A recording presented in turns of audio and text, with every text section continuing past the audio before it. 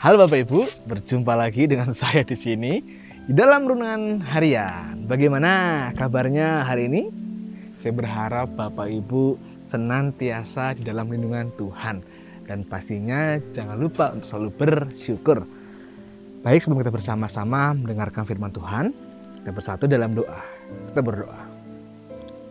Ya Tuhan yang Maha Kasih, kami mengucap syukur untuk setiap kehidupan kami yang senantiasa Engkau naungi dengan kasih-Mu.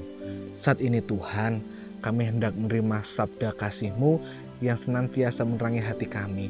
Kiranya firman-Mu Tuhan tetap meneguhkan setiap langkah kehidupan kami. Bersabdalah Tuhan, karena kami siap untuk mendengarkan. Amin.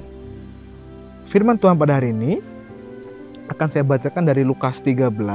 Lukas 13 ayatnya yang ke-10 sampai dengan ke-16. Lukas 13 ayat yang ke-10 sampai dengan 13.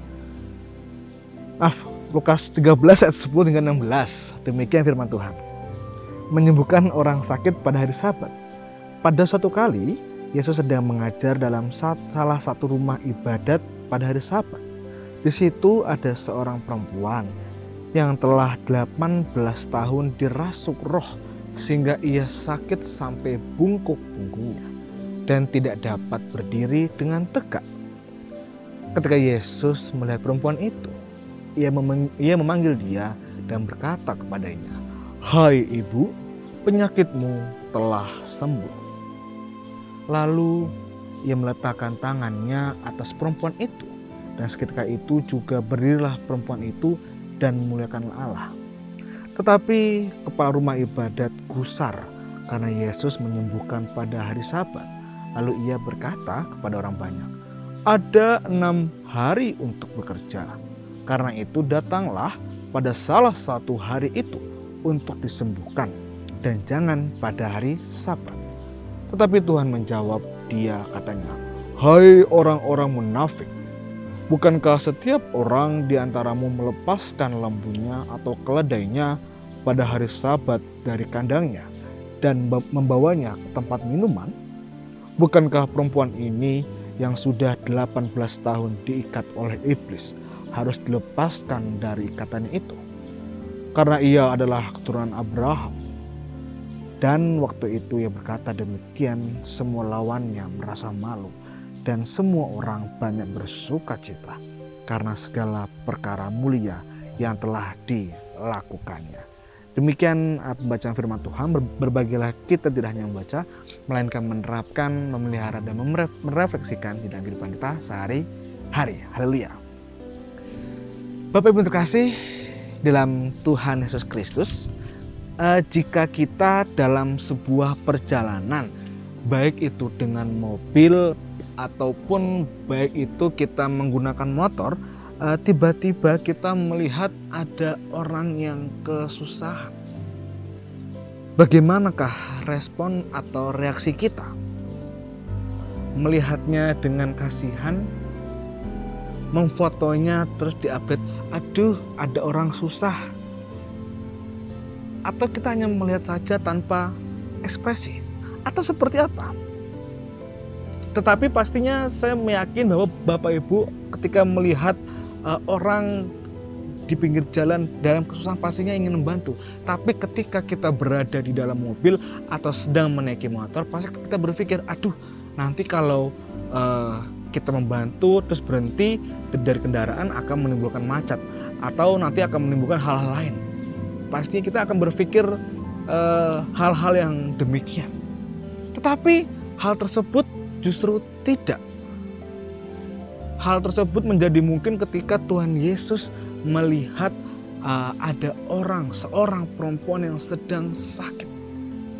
Tuhan Yesus langsung dengan sigapnya, dengan tanggapnya, dengan kasihnya membantu perempuan tersebut yang sedang sakit. Karena menurut Yesus adalah bukti nyata dalam kasih adalah tindakan kita. Tindakan kasih yang lebih baik adalah nyata, kita betul-betul melakukan hal nyata bagi orang lain. Lihat yang susah kita bantu. Perempuan tersebut telah merasakan sakit selama 18 tahun karena telah dimasuki oleh roh jahat atau iblis, sehingga membuat perempuan tersebut bungkuk sehingga tidak dapat berdiri dengan tegak. Dengan kasih yang begitu besar, ia tetap melakukan mukjizat bagi perempuan tersebut. Karena menurut Yesus tindakan nyata untuk memberikan wujud kasih adalah hal yang lebih utama. Padahal pada saat itu di hari Sabat tidak boleh melakukan hal apapun, termasuk juga menyembuhkan seseorang.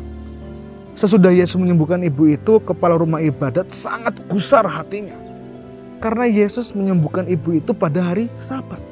Ia menantang Yesus dan berkata, ada 6 hari untuk bekerja, karena itu datanglah pada salah satu hari untuk disembuhkan dan jangan pada hari Sabat. Lewat pernyataan ini kita tahu bahwa kepala rumah ibadat sungguh memperhatikan hukum dan aturan agama. Bagi mereka hari Sabat adalah hari Tuhan, hari untuk memuji dan memuliakan Tuhan, bukan melakukan pekerjaan untuk menyembuhkan.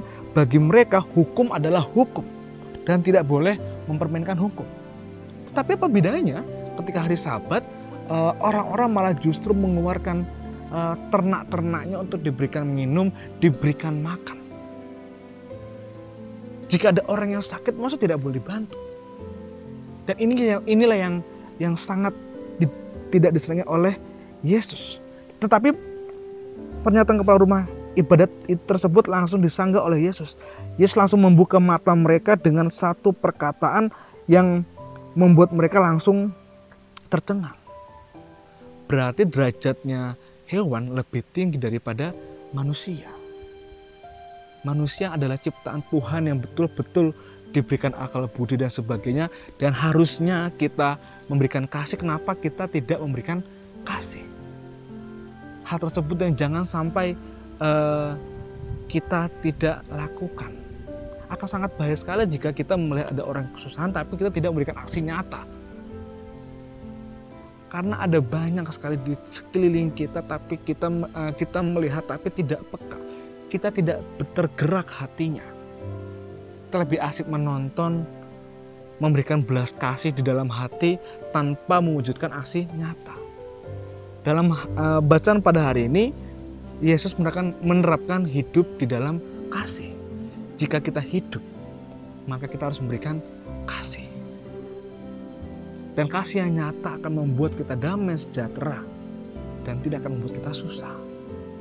Karena kita dalam makhluk sosial butuh saling membutuhkan satu sama lain. Jangan sampai kita meninggikan diri untuk mengegokan diri kita bahwa diri kita hebat. Jangan. Di sini wujud nyata kasih yang sebenarnya adalah wujud nyata hidup di dalam kasih. Kita hidup maka kita harus memberikan kasih.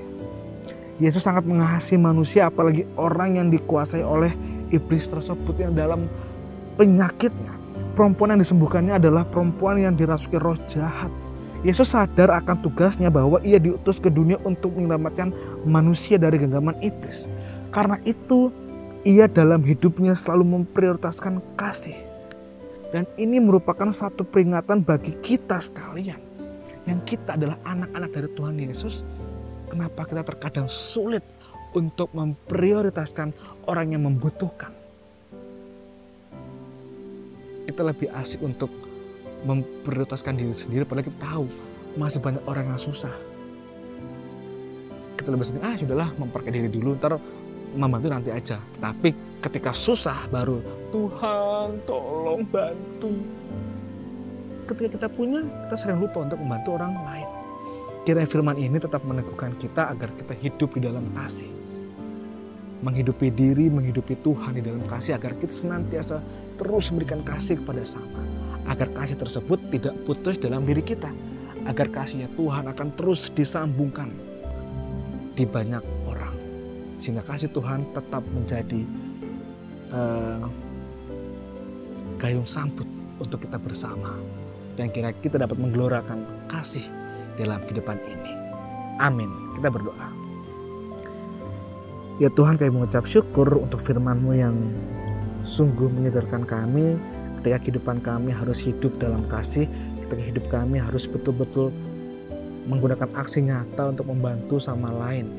Terkadang Tuhan kami menyadari banyak orang yang perlu kita bantu, tapi secara manusiawi kami lebih meninggikan ego kami dan lupa untuk membantu orang lain. Kiranya firman Tuhan dapat mengajarkan kami agar kami tetap peka, berempati, dan memberikan kasih kepada sesama. Tuhan, pada hari ini kami mendoakan untuk orang terkasih kami yang saat ini sedang sakit. Kiranya Tuhan senantiasa memberikan mereka kesehatan, mukjizat-Mu, sehingga orang terkasih kami dapat kembali sembuh, dapat kembali berkumpul dengan keluarga masing-masing. Dan inilah doa dan permohonan kami serahkan di dalam nama Tuhan Yesus Kristus, Sang Juru Selamat kami yang hidup. Amin. Demikian renungan pada hari ini. Sampai berjumpa lagi dengan hari yang berikutnya. Dadah, Tuhan Yesus memberkati.